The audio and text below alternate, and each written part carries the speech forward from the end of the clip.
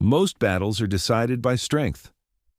Some are decided by numbers, but a few are decided by genius. In December 1805, Europe believed Napoleon Bonaparte could finally be stopped. His army was far from France, outnumbered, surrounded by enemies. What Europe did not realize was that Napoleon had already won. This is the Battle of Austerlitz, Napoleon's masterpiece. The French Revolution had shattered the old order of Europe. Kings had fallen, armies had been destroyed, and from the chaos one man rose. By 1805, Napoleon was Emperor of the French. He had defeated Austria once, humbled Prussia, and threatened the balance of power. Britain, unable to defeat France on land, built a new coalition. Austria, Russia, the Third Coalition.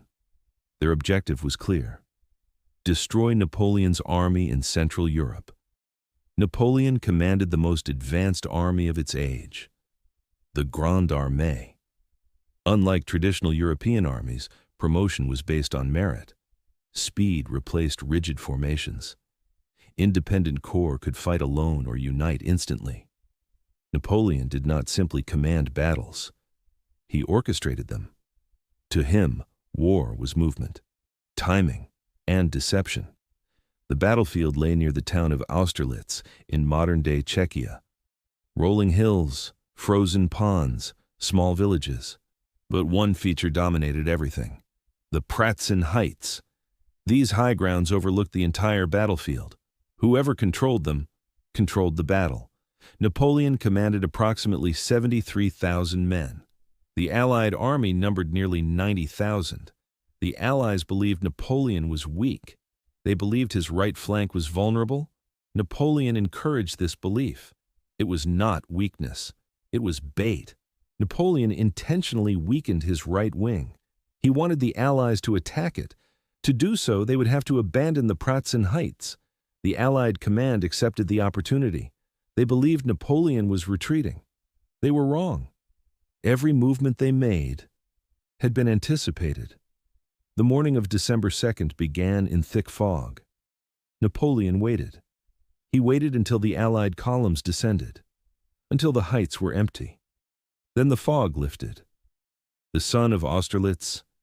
Napoleon struck the center, straight at the Pratzen Heights. Within hours, the Allied army was split in two. The Allied left collapsed. The center was destroyed. Retreat turned into panic. Thousands fled across frozen ponds. The ice broke. Austerlitz became a catastrophe. Austria was forced out of the war. The Holy Roman Empire ceased to exist. Napoleon stood at the height of his power. Europe was no longer ruled by tradition. It was ruled by strategy.